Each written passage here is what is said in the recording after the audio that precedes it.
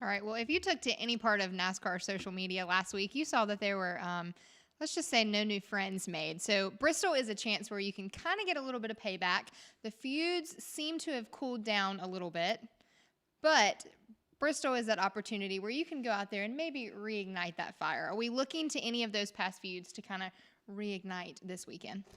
I don't think we're going to see any of the feuds necessarily that we saw in Watkins Glen. I think they had a week to cool those off, and even some drivers that were outside of those feuds, guys like Denny Hamlin said, it really depends on the racetrack. You're close, you're side-by-side racing at road courses and short tracks. In Michigan, that's not the case. So I think those feuds that were coming off Watkins Glen, they've had time to cool. Now as we move into Bristol, I don't necessarily we're going to see those feuds that we saw in Watkins Glen. I think we're going to see some other ones pop up, maybe some new ones.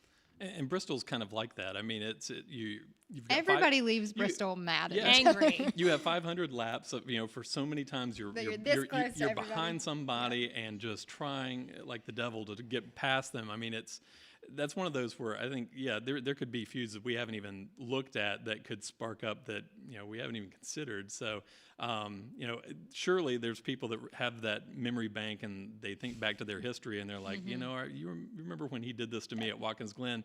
Surely that can come up, but I think Bristol's kind of a ripe ground for where new ones could just emerge. I always say that drivers have the longest memory of anybody and any athlete out there. So who can we look for? I know that Kyle Busch is always a topic of discussion here. We saw Martin Truex Jr.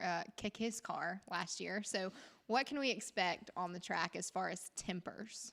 Tempers. I think you always have to look at, if you look at the Busch brothers, usually they're far out enough in front that they haven't had to mess with any of that kind of fray. Last year we did have that with Truex and Kyle. So was it last year that Kyle Busch had basically no car left? Was that last year?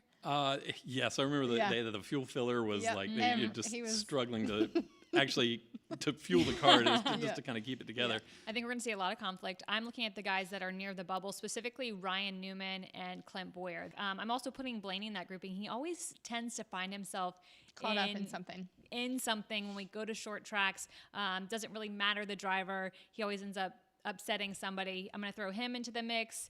And then I think Clint's going to get really frustrated this race. I think whether or not he gets into it with another driver, I think we could hear some radio antics from Clint Boyer this weekend.